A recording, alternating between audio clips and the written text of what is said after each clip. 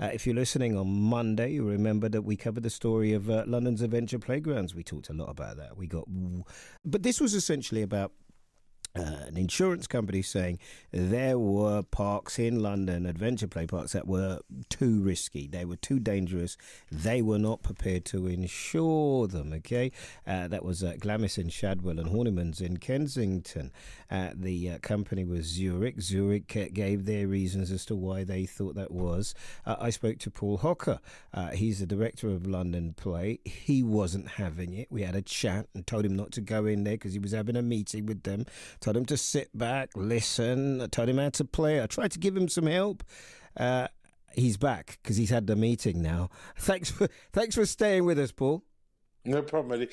Listen, I followed every word you said. I played it cool. And I wore a shirt. I found a shirt. Oh, you found a shirt, did you? I found a lovely shirt. So when was it and what happened?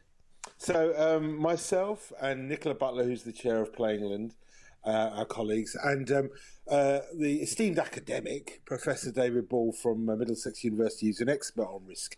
We went up to Zurich's office in the city, a very fancy affair too, and we met with three of their people.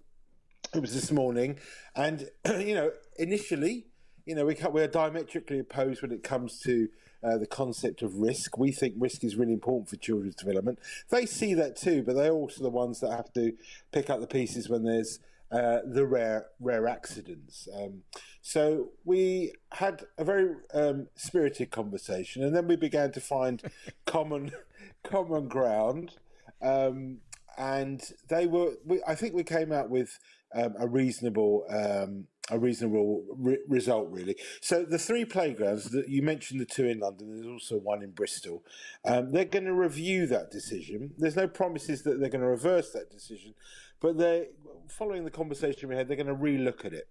See, hold on a second, Paul, because you couldn't answer the question that I was most interested in on Monday, which was, when you look at the ones that they've approved and the ones that they haven't, what were the features? What were the things in the ones that they were unsure about? What was the barometer by which they measured safety? Well, that's the thing. In terms of the two in London, they're going to have to. The guys that we had in the room didn't have the answers to that, and they were going to go and have a look at it, which will form part of their review, I assume. Because as far as we know, the two in London have impeccable safety records. So we'll have to wait and see on that and find out from them what their reasoning was. But they were very, they're as open as they can be for a big global organisation.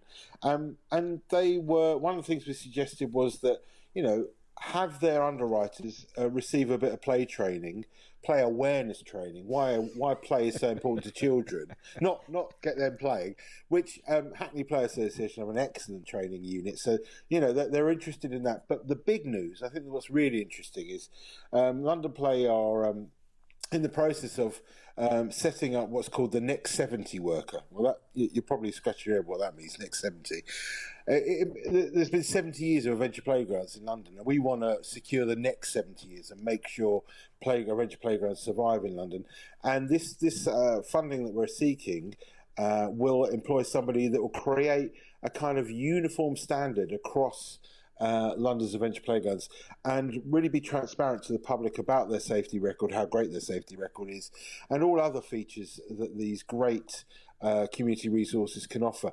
And this is something City Hall, I think, are very supportive of, and Zurich might well get involved in that project. A kind of kite mark. Exactly. So that makes sense, doesn't it? It does, doesn't it? We've got these 80 adventure playgrounds. There should be some sort of standardisation. That doesn't mean that each playground is going to be a photocopy of the one next to it. It's not going to be Tesco. They're not all going to be the same and have chocolate by the aisle. But if the public go on to, say, London Play's website or Play England's website, what they will see is a list of all the facilities available, the training the staff had, how often the structures are tested and the risks that these things pose. I mean, that is a thing that I would say. Is there a job that you could do in terms of marking them up? That there is a risk here. When I go, I don't know, into any of these jumping jack flashes or whatever with it. I mean, you can't go in there unless you fill out all sorts of stuff about the possible risks and dangers. Mm. Yeah, I think what we can have, we'll work it out with the adventure playgrounds, and we'll have a steering committee of all. Hopefully, Zurich will be on it, and we can work out what the criteria will be. But we want the public to be able to go, okay, there are some challenging structures there. Those structures are suitable for this age range or this competency range, but there's something for small kids as well, because every adventure playground has a bit of everything for everyone. So we'll work out a way of making that really clear to the public, and they can go, oh, I fancy going to, I don't know, Shakespeare Walk Adventure Playground in Hackney. What have they got on? What's the standard there? Let's have a look, and it will all be clear and transparent. I think this has come out of a very challenging issue, but I think there's lots of positive things that will come out of it. I'm pretty sure of that. Lovely to speak to you again. I appreciate your time very, very much. Director of London Play there, Paul Hocker, having gone to that. I mean, it is important. And maybe I'm only saying it because I remember how many hours I spent there. But yeah, some incredibly exciting times.